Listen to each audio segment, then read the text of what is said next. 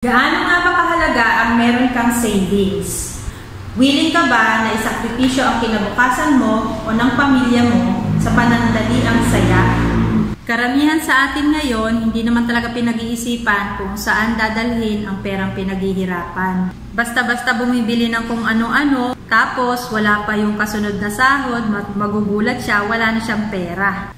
Dahilan ng karamihan, minsan lang naman yan. Pero yung minsan, di na pala namamalayan, araw-araw na.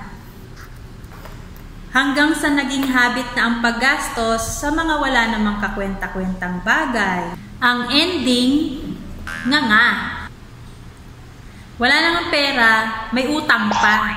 Ang masakit, kapag emergency, walang mabunot. Marami pa sa atin, maluho, mabisyo, kaya hindi talaga makakaahon. Walang alam sa pagmamanage ng pera. Kailangan matutunan natin kung saan dadalhin ang perang pinaghihirapan natin. Huwag tayong masanay dun sa kaisipan na meron namang 15-30, meron naman akong sahod, sa sahod naman ako uli, may sasahuri naman ako uli. Yung iba pa sa atin, one day millionaire. Magkaroon lang ng konting pera, magkaroon lang ng konting bonus, pinaplano na agad kung saan uubusin.